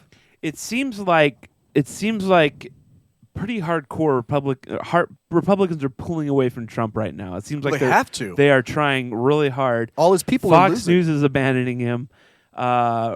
Everyone's like trying to jump ship on this guy because Yeah. he's toxic, and that is going to make this election interesting. Because what's going to happen in their primary? I mean, Because he can't shut up. Even if he doesn't run, he'll still hold rallies and tell people who to vote for. right, And then those people will be like, please don't mention my name. right. You know? I mean, he's held rallies this whole time. For the past 2 years that he's not been up in public office. He's so been weird. holding. It's really strange. So I don't know. I don't necessarily want Joe to run either, but your hands are kind of tied when He's so old. when he's winning. He's gonna be 80. He's so fucking old. Yeah, he's so old. Let him win again, and then he Die in office? die or resign in office. Yeah, and Kamala will take over. Like, just whatever. I don't know. I didn't expect this. I was very hopeful. I was very, very hopeful that Democrats would win. You know, They won they won. The Senate is still in their control as of yesterday. it might even be And more it in their might control. be more in their control based on this. You know, I gotta say, We might not need fucking Joe Manchin, who's ruined everything. I know. I gotta say that most of the results went as expected for me. At least the races that I was following. I assumed Evan McMullen wouldn't win here. Sure. I was hopeful that the results would be better than they were. They weren't. Right. I was a little disappointed. Lauren Boebert got voted out. Not yet. I thought she'd lost officially. I'm No. pretty sure she officially lost. No, I'm checking right now, but go on. The Oz lost, which I Dude, kind that of was expected. a good one. That was a good one. I was super. I gotta say, the only race that actually pisses me off is the Georgia race. I cannot. I can't. How did that many believe- people vote for Herschel I Walker? cannot believe it's going to a runoff. Herschel Walker He's dumb. is dumb as he's even dumber than Marjorie Taylor Greene. He's dumb, man. He's just not a smart guy. No, I don't know how. I don't know. It's amazing. I don't know, and it's Okay, so right now, Lauren Boebert is up by it's like 1,100 votes with 99% reporting. I swear that I saw that I she know. was. So it's within right now. It's a 0.4% margin. So once they're done voting, if it's still within there, then they'll have a recount by state law, I believe, if it's under 0.5%. Yeah. So I know, man. I watched that one really closely, and I was like, Marjorie Taylor Greene won by a landslide. It's astounding. That's also embarrassing It's astounding. because she's also a complete idiot. It's fucking Georgia, man. And I'm not just saying that like politically, like, oh, that person is a, like she's not bright. She is an unintelligent, right, stupid person. Right. She is not educated. She is dumb. She's really dumb. It's really weird. Like, I would not be friends with her because she would be so dumb that it would just be like, can you just... Yeah. It's really strange. So, I don't know. Hold out hope that these last 1% of votes that Colorado's counting go to Adam Frisch, but shit, I don't know. All right. So before we go into our main topics here, do you want to take our... Let's take a You want to break. take 2 breaks here? We'll at least take one right now. If we need to, Okay. if we don't need to when we're going into I the need other to go stuff. find some water, so... Okay. Okay. Well, let me play the music then. I'm going to have to find another set of music for another break. You can just play another Rejected Takeoff song. So that's what this I don't is, have, people. I don't have recordings of those. All right, we'll be back with, I don't know, whatever, next.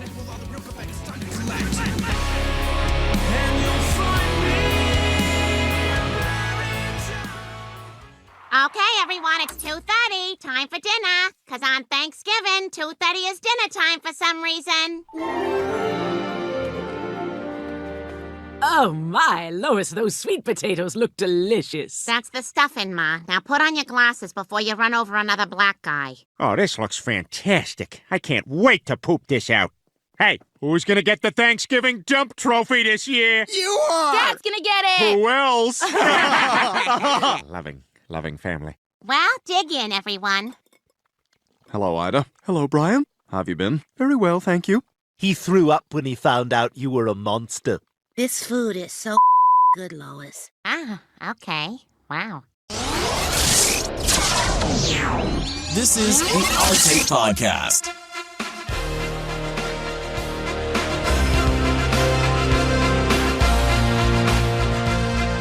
Hey. Quick break. I didn't know what to bring us back to, so I played Kurt Angle's entrance music. I like it. Oh, Good man. old Kurt Angle, man. Well, sometimes I wonder about our format, but whatever. We'll just go with it. You remember Kurt Angle? Yeah, I remember Kurt Angle. The real wrestler turned. Then he'd go to the ramp and then boom, boom, boom, boom. Yeah. I can't believe you never went to a live one of those, man. They were so fun. They didn't really, they didn't come to Utah. No, I know often. they don't. They never do. Yeah. And when they do, they put on half-ass shows. Right. It's like Monster Jam. Although I went to Rice. Never mind. That's whatever. I went to Rice Cycles. It was amazing. Yeah. Monster Jam. Yeah. Okay. I got a few stories to talk about, and none of them are that pleasant. Okay, but we were just talking about the election. If I would have known that, I would have not played this rousing song. No, well, we were just talking about the election, and let me play the Rescue 911. There you go. Much better. Don't worry, man. We're on the way. Oh, God, I love this show. Thanks. William Shatner. Did William Shatner do Rescue 911? Yeah. Are you sure? Yes. All 132 in Bush. I've got him at gunpoint. Oh, that's cops. Yeah. My bad. I was having this conversation with a coworker about how good Republicans are at politicking. Right? Yes. And how good they are at playing dirty and saying stupid shit that works. Right? Things like this gazpacho? Yeah, or like Make America Great Again. Right. You know? And it turned into a conversation about like why Democrats can't do that. And my coworker pointed out something very interesting, and that's that the Democrat or liberal wing of the country is made up of educated and then very poor. True. And that's not to say you can't be educated and poor, or can't be poor and I just said that, educated. Or poor and educated. Or in my case, both. Right. But my point to him was like, well, that's true. It's the same thing 3 times. I know, it's the same thing 3 times. I'm having a hard time articulating this, but essentially it came down to, well, Democrats can't say stupid and really rude shit because they would lose most of their support. Yes. Right? Yes. So anytime one of them does, they lose. They get canceled. They lose support. They get canceled, or they kind of just fall away. Right. Right. So even for the poor among the liberal wing, they don't stand for mean shit either. Mm-hmm. But in American politics, and probably politics in any democracy, that seems to be what gets votes somehow, is being ridiculously rude and saying stupid shit. Because nowadays, that comes off as that person's real. Right. He's saying the real truth. And so I'm just curious what, like if I were in charge of liberal politics, what game would I start to play? And I really don't know. That's why we're all doomed. Yeah, because you could say crazy shit and then be like, listen, to any liberal watching this, we're just saying this. Right? It's not true. We don't believe it, but we're trying to get the people over there who do believe this kind of talk to think that their guy's actually bad, which we all know he is. Mm-hmm. But they only believe it if we say this crazy shit like, Trump fucked an orangutan. Well, that I've heard is true, actually. I Right? don't know if you... So, and then this thought was compounded by a poll I found on Show of Hands. Mm-hmm. And it's this question. Let me ask you what you think. As you've gotten older, have your beliefs and opinions become more black and white, e.g., I'm 100% certain, or more gray, e.g., maybe I'm wrong? How would you answer that question? Have your beliefs and opinions become more black and white? Well, on one hand, I'm 100% certain that's wrong or good. I think that I try to keep things gray. Okay. As much as I can. I definitely don't think things are black and white, and I do think that I've changed from that. As you've gotten older, you've said, yeah, I'm less certain that that is right or wrong. Right. Okay.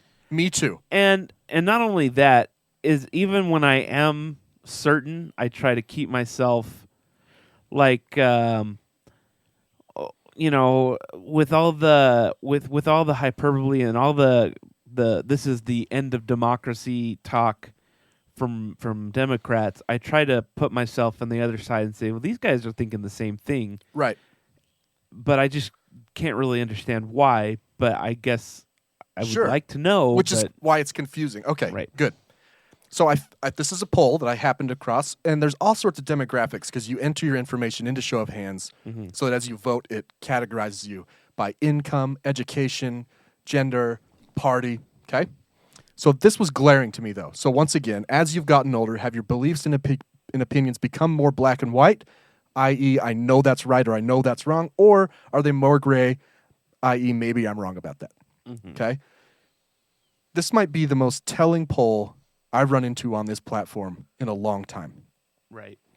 71% of Republicans believe that their opinions and beliefs are more black and white. They're 100% certain about their opinions. 71%. Yeah. 36% of Democrats believe that. So it's almost it's almost a complete.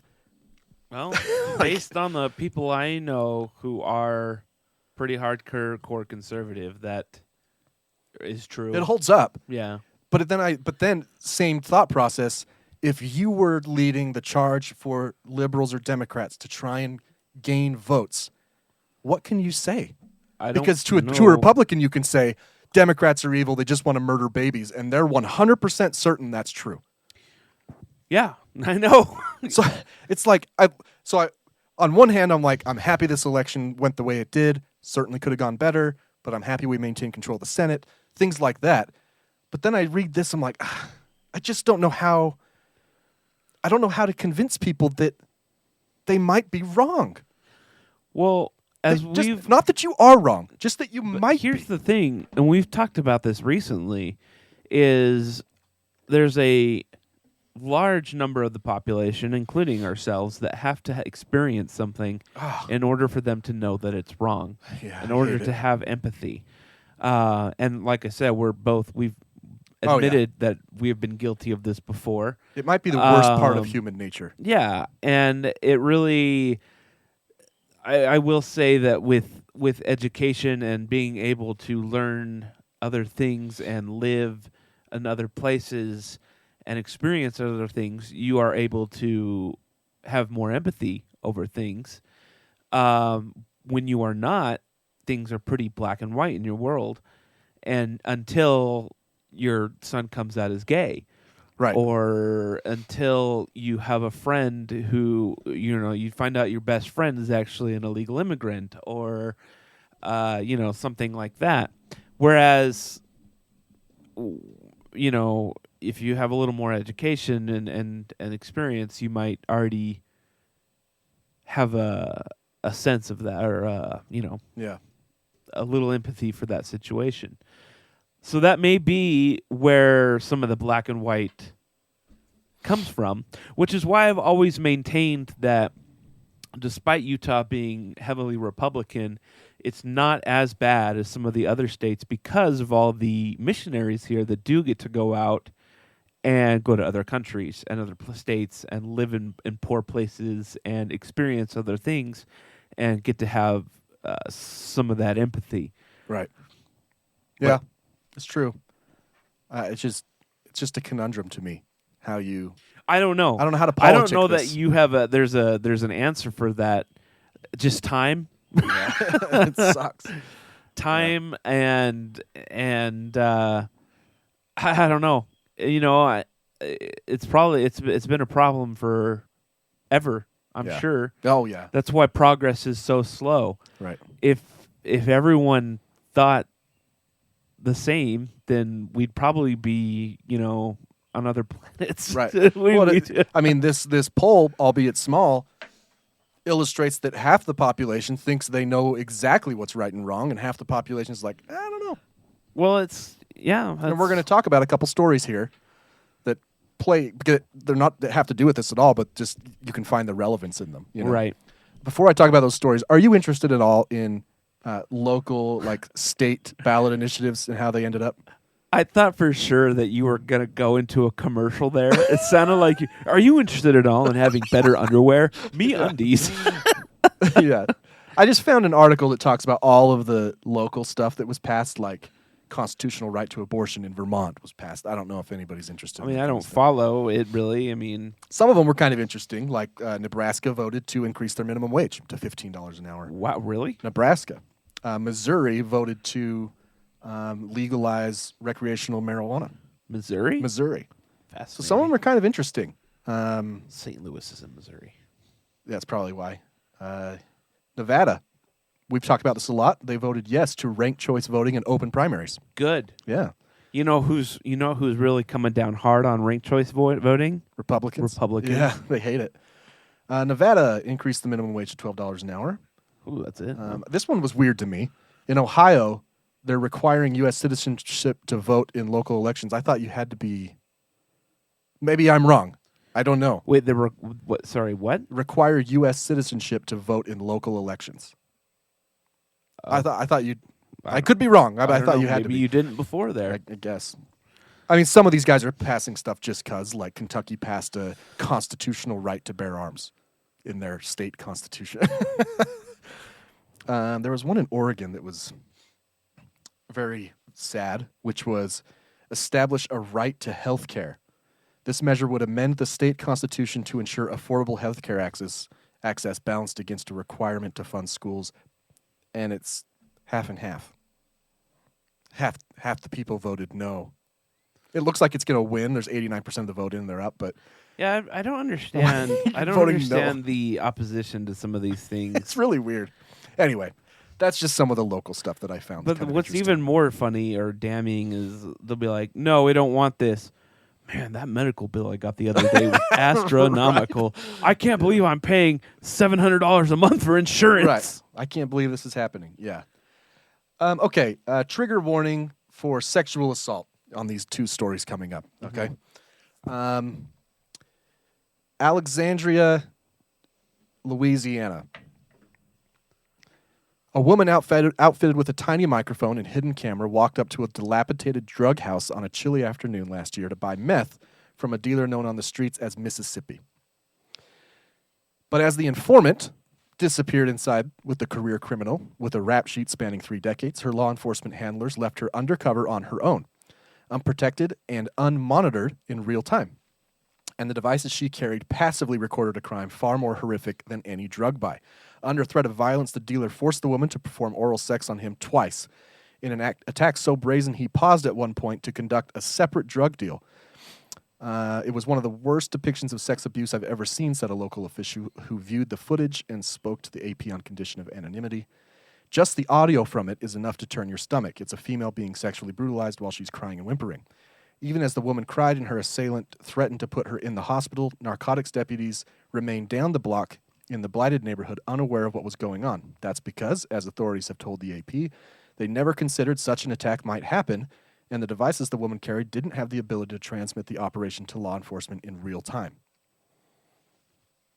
It's 2021 when this happened. Okay.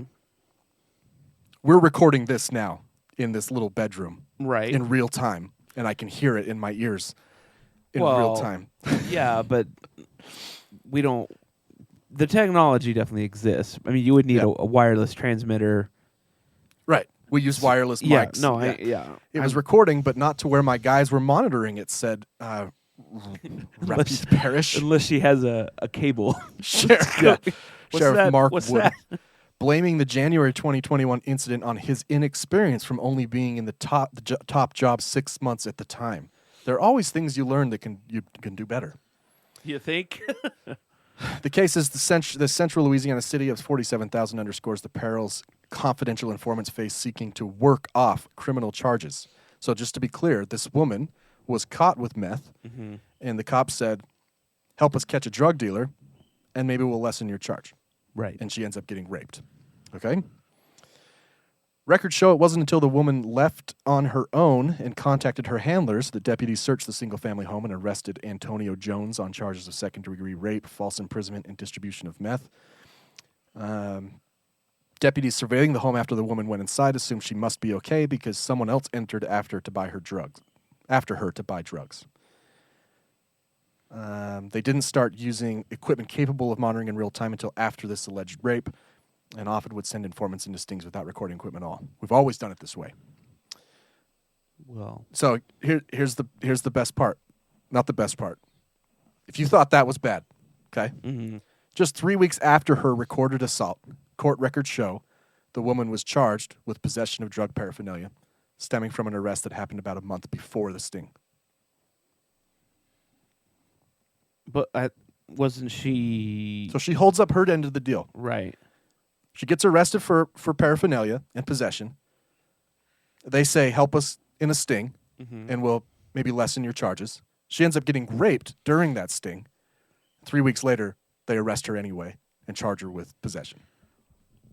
See, but yeah, that's why you don't do anything for the cops unless you have signed Yeah. lawyered documentation. But they won't let you, right? Well, then you don't do it for them, I guess. They'll say, you either go to jail or you help us do this.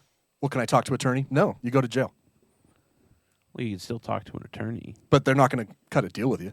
If they'll be like, fuck, no. They need to hold all the cards, right? Well, maybe after this gets out, they... It's unbelievable, man. It's 2021. It's not 1965 where you're sending someone in with a big tape recorder in their pocket, Yeah, that you should definitely... there's really shouldn't be that hard to get a wireless transmitter where you can hear... No, not with their... Yeah. Okay, while we're on the topic of rape, sorry, another trigger warning. This one isn't about an incident, though. It's about an Iowa teen who killed her rapist. Piper Lewis, 17, was sentenced Tuesday after she pleaded last year to involuntary manslaughter and willful injury in the June 2020 killing of 37-year-old Zachary Brooks. She was his slave, sex slave. Ooh. And she killed him in his sleep. She stabbed him 30 times. Okay. And not only was she sentenced, let's see where the exact sentence went. I think she maybe got some time served, but she also was ordered to pay $150,000 in restitution to the man's family. So the question is, as a prosecutor, why the fuck would you prosecute this? Well, what do you mean by slave? Like, was she being held captive? Yeah. Lewis said, let's see, Lewis was 15 when she stabbed Brooks more than 30, she's 15 years old, 30 times. Officials have said Lewis was a runaway who was seeking to escape an abusive life with her adopted mother and was sleeping in hallways of an apartment building when a 28-year-old man took her in before forcibly trafficking her to other men for sex. Lewis said one of those men was Brooks and that he had raped her multiple times in the weeks before his death. She recounted being forced at knife point by the 28-year-old man to go with Brooks to his apartment for sex. She told officials that after Brooks had raped her yet again, she grabbed a knife from a bedside table and stabbed Brooks in a fit of rage. I thought trafficking was all the rage for Republicans and conservative states trying to get rid of it. Prosecutors... I guess you have to be white. Yeah. Police and prosecutors have not disputed that Lewis was sexually assaulted and trafficked, but prosecutors have argued that Brooks was asleep at the time he was stabbed and not an immediate danger to Lewis. Well, he would be when he woke up. Iowa is not among the dozens of states that have so-called safe harbor laws that give trafficking victims at least some level of criminal immunity. Mm-hmm. This is fucking Gilead, man. This is terrible. Yeah, that happened on the last episode of Gilead. Did you watch the last episode? I just don't understand how a prosecutor's like, I mean, my hands are tied. Come on. Oh, man. I don't know. Speaking of things that you are sure are not true. I don't know if you saw this Mormon church in Australia story. I have heard. I have not. Holy dove Moses. Into it. A very long investigative story in Australia found that the church, the Mormon church, they claimed between 2008 and 2020 that they increased their charities by $1.35 billion. Mm-hmm. That's what they've given to charity. Right. Now, the thing that's appalling about this is that they have $100 billion in cash that we know of. And they're still saying that between 2008 and 2020, 12 years, we've given away 1.35 billion. Oh. Out of the 100 that we know of in one account. Right. In 12 years, they've given away 1.35. Okay. Okay. They're making $12 billion a year just on interest. Mm-hmm. A year. No, I know. Right? But analysis of the Latter-day Saint charities, which have never been released, that were found in an investigation, show it only provided $177 million in total charitable support over the same period. A discrepancy of $1.18 billion. Wow. What? The church spokesman did not directly answer questions about the discrepancy, but maintained that its public statements offered the best summary and insight into its charitable spending. Well, they don't have an answer for where. No. Let's see. Ensign Peak guy who leaked it, he spoke to this newspaper. The Ensign Peak Fund, there's $100 billion in cash, was earning as much as $7 billion in interest in the 2010s. The church's charity accounts now show that its charitable spending was about 0.28% of the interest, or $20 million at the time. So, I mean, I don't know how this doesn't become bigger news. It seems to me that the church is very powerful in the press somehow and suppresses this stuff, because I found They own a lot of media companies. Yeah, this is an Australian website. It's amp.smh.com.au. But they found documents that you can actually, there's a link to the whole document, Latter-day Saint Charity's annual financial statements for 2019. It's not good. It's not good. There's one quote in here. They are clearly, without a doubt, the wealthiest single landowner in the United States. There's no question about it. Nobody even comes close. Really? Mm-hmm. The joint investigation has also uncovered significant evidence of alleged tax minimization and evasion by the church, including in Australia and Canada, where hundreds of millions of dollars are routed through shell companies or other entities to maintain the tax-free status of its income. In Canada, it has donated about $1 billion Canadian over the past 15 years from the Canadian Church to Mormon-owned universities in the United States. Under Canadian tax law, this entitles it to a tax deduction as it's for an educational purpose, even though the Brigham Young University campuses in the U.S. have few Canadian students. Wow. Oh, man. Oh, they have a whole thing here. Australian Mormons donate $100 million a year in tithing and donations.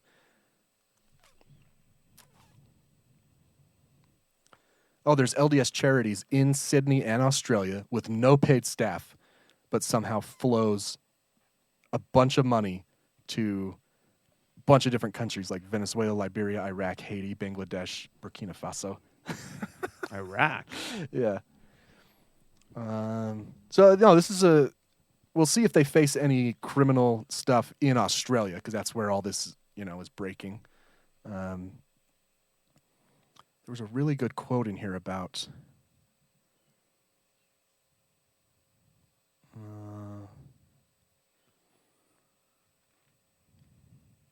it's something about this is they claim to be a church that dabbles in business, a religion that dabbles in business, but they're clearly a business that dabbles in religion. It's a really good quote.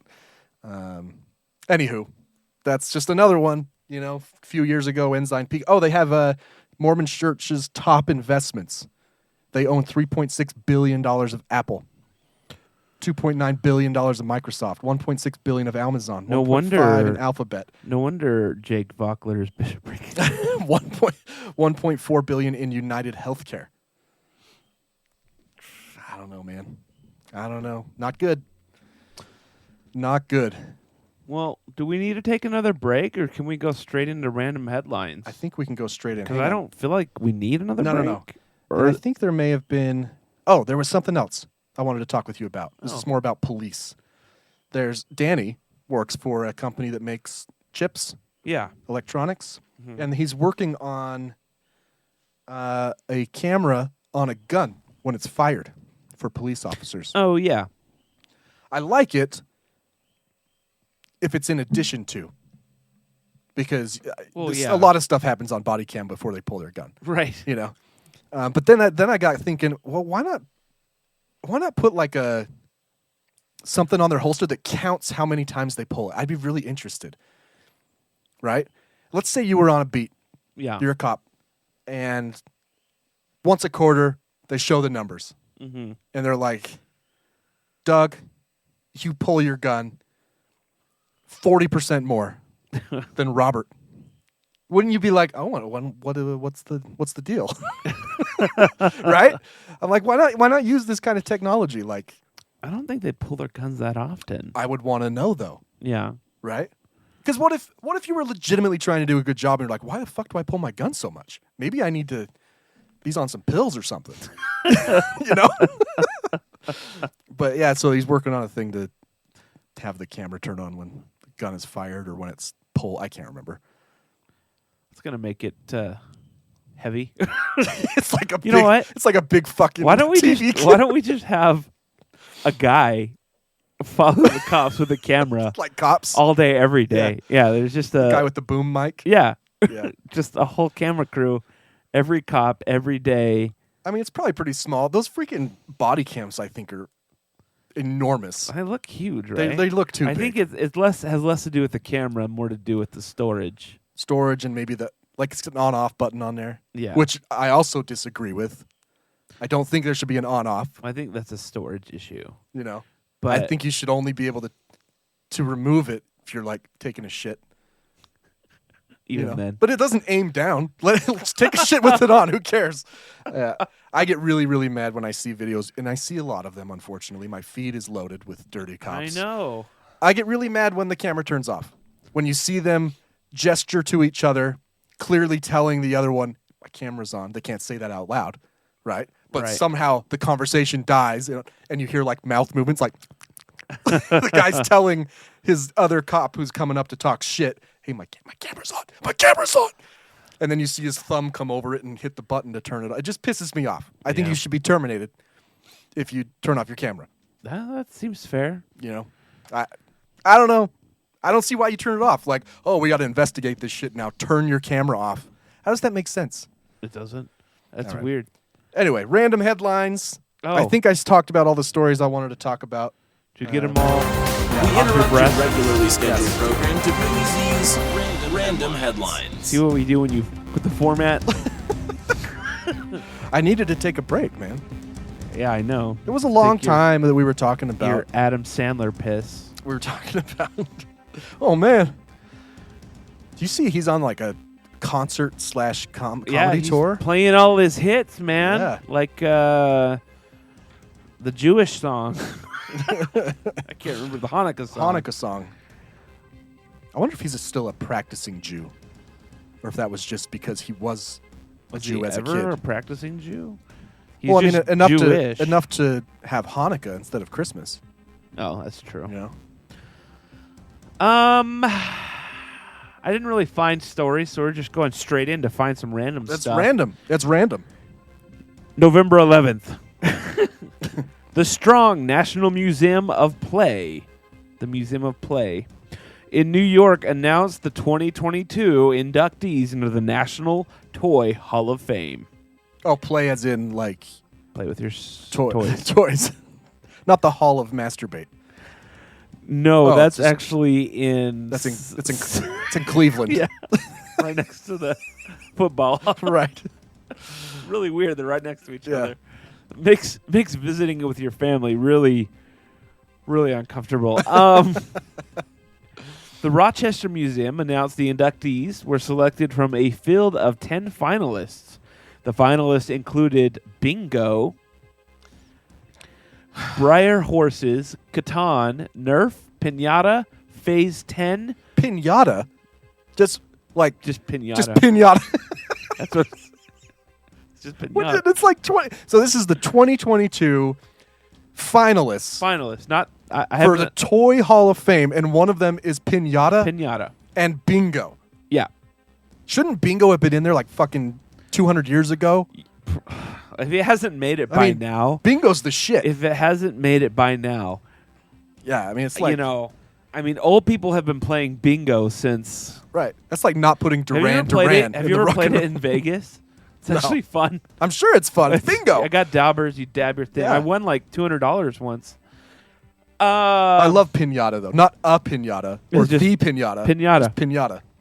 Pound Puppies, Rack-O. I don't know what that is. Oh, Racco, that's a fun game. And Spirograph were all Same finalists. thing. Come on, Spirograph. My dad found his Spirograph from when he was a kid. Uh-huh. And gave it to me. Yeah. Best present I've ever gotten. Yeah? Have you ever played Spirograph? No. I mean, you always slip it. You've never played with the Spirograph? I don't think so. It's like it's like a gear, and it has different Oh, smaller. yeah, and you use yes, the pen, and it makes like yes, flowering. I've done that. So yeah. fun. So the inductees for 2022 are. You ready? Yeah. I wish I had a drum roll. How can you decide against any of these? Well, you haven't even heard the winners yet. I know. Oh, wait, so none of those actually won? No, those are just the finalists. Okay. The inductees are Masters of the Universe. So He-Man. Oh, okay. And Scoliosis guy.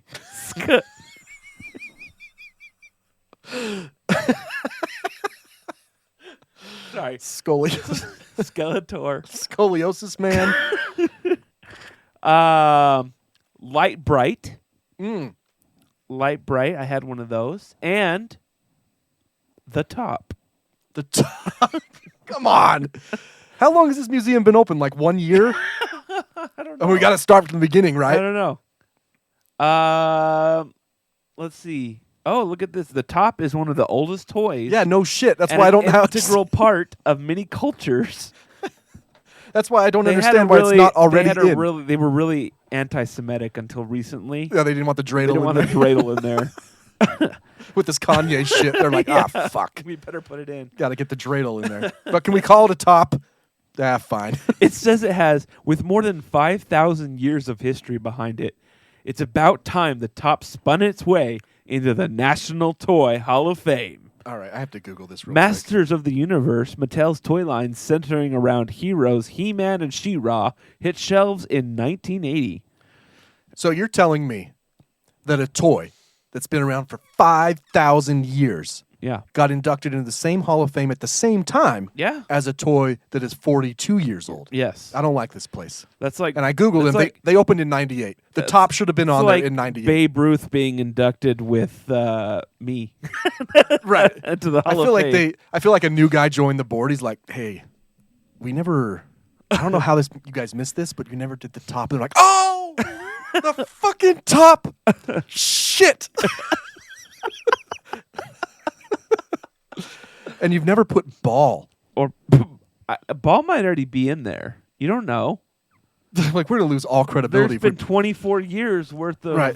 If we bring the Top up now, no one's going to trust us again. But you can't not put the Light Top Bright in. has been around since 1966. 5,000 years. The Top. I told you, anti-Semitism is really what's driving it.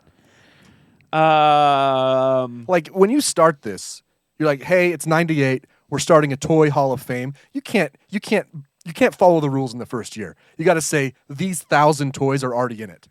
That's true. One of them being the Top You know and what? the Ball. You know what? You're right. That's really dumb of them to even... Let's pretend like it was around for 100 years. Yeah. We do 10 at a time, 1,000 winners. These, like, rock. You know? Paper? Yeah. Scissors? No.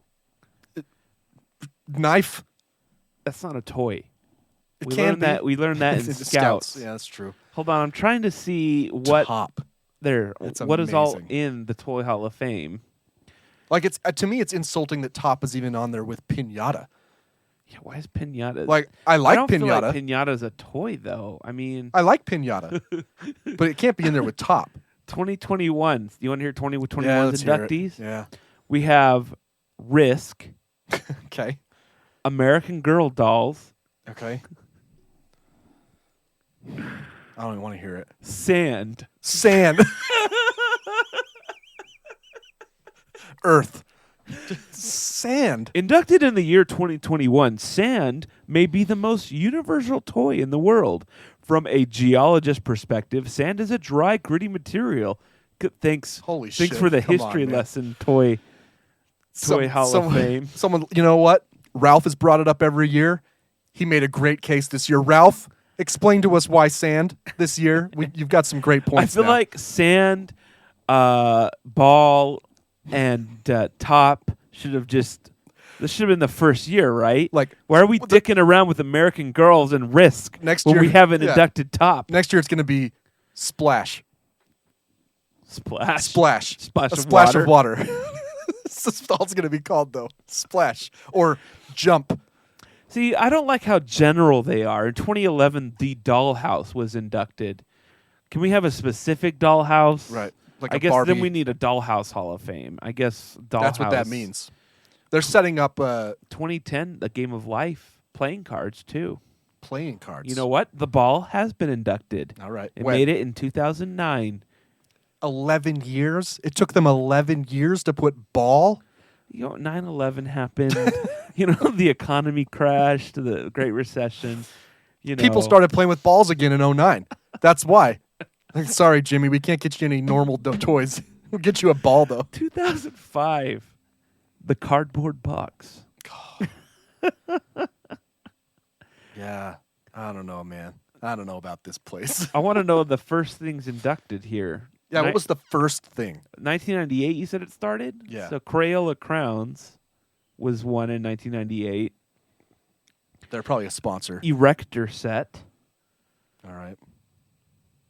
These aren't in any chronological order. It's- Frisbee. Frisbee's good. It's like someone came along and was like, you guys are doing like big toys, like Erector Set. Play-Doh. You need ball. You need pinata. Yes, Sand. They started off with this, and they're like, "Oh man, there's a lot of toys." They run out of toys or something. They had to be. We should probably put box and sand. They in have a there. backup list when they run out. Yeah. Let's use sand this year. Lego was one of the first ones. It was also apparently named Toy of the Century in 2000. I'm good with that. I'm good with Toy of the Century. But Top, I really have a problem with Top. Slinky. Swing, 2016. Super Soaker, 2015. Oh man, I did love Super Little Soakers. Green Army Men. Henga.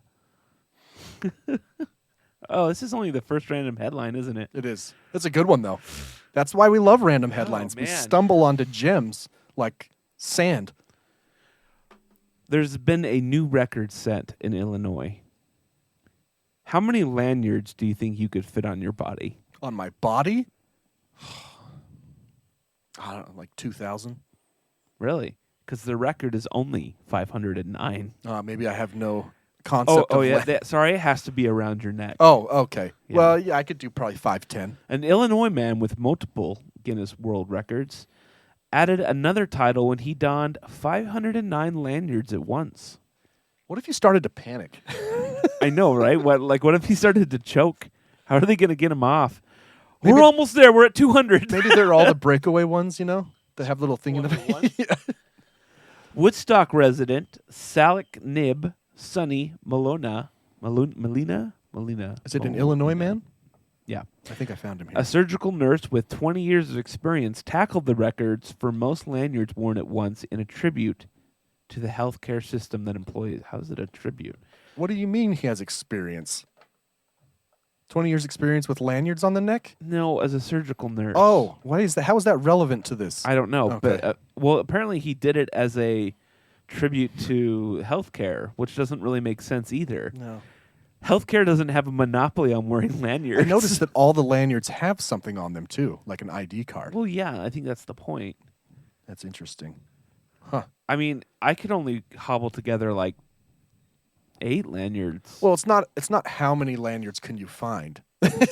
Well, I know, but do you think he's had 509 jobs? Well, that's what I mean. Like I don't think these are all his. I would hope not. I thought it was just for the record. Maybe I'm misunderstanding. Oh, he also has records for the farthest distance walking barefoot on Lego bricks? Oh, so this guy is a psychopath. Yeah. And largest collection of salt and pepper sachet. Huh. I don't know what that means. I think the record should be furthest walking on Lego chips while smiling. Yeah. Needs to be 3 criteria. Barefoot, Lego chips, smiling. Okay. England. An animal rescuer in England responded to an unusual situation when a homeowner found an eel flopping around on their doorstep. The RSPCA said Inspector Sarah Morris was called to a Plymouth, England home where a resident discovered the eel on dry land by the back door. This was not your usual type of animal rescue call, Morris said. Morris said she initially thought the resident must have confused a slow worm for an eel, but after talking to them about their discovery, she became convinced it was an eel. On arrival, I went back to the garden and found a pink child's paddling pool. Must be an English thing. Okay. Where the finder had kindly placed the eel until I arrived. In 24 years as an inspector, I've never seen an eel out of the water. Eel. How did it get out She of the said the water? eel's journey to dry land is a mystery, but most likely reason would be that it was dropped here, by a heron. Always so a the bird probably grabbed it and was like, "Ew, this is gross. I don't want this." I thought this was a worm. Yeah. I thought I made a golden catch. It's actually a big eel too. It's like this big. Either that or the eel was, or the bird's really upset now. Eels are evolving. Wings? They can walk on dry land now. They're going to be a new subspecies of human. They can just walk. It's kind of weird. That's it. Alexa, red alert. Hey, there we go, red alert. I've been wanting to do that for a while. You'll only see it if you watch the entire YouTube clip of this show. The whole 2 hours or whatever we're at. There's so many records on this site that I go to.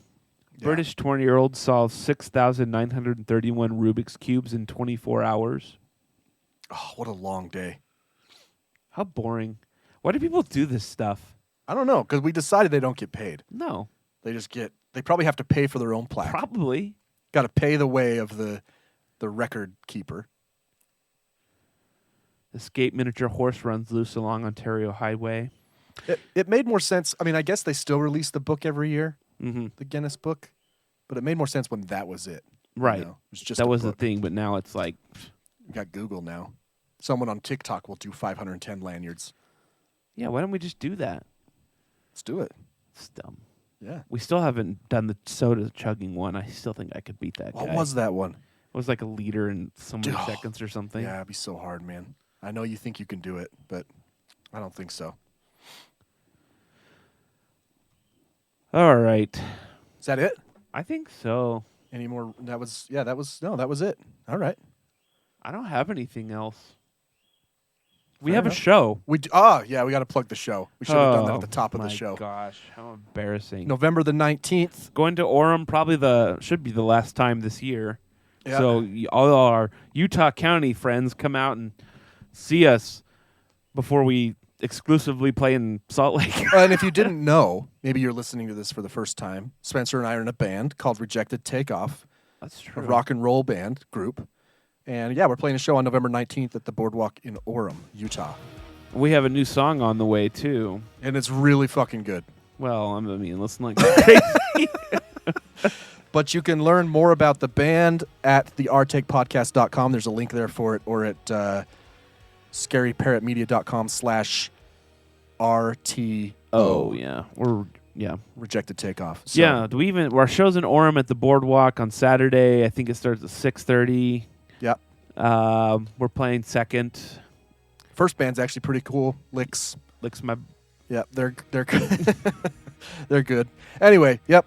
At the Artake Pod on Facebook, Instagram, Twitter, and TikTok, or theartakepodcast.com. Make sure you listen to our band Rejected Takeoff for episode 134 of the Artake Podcast. I'm Brian. I'm Spencer. See you next time.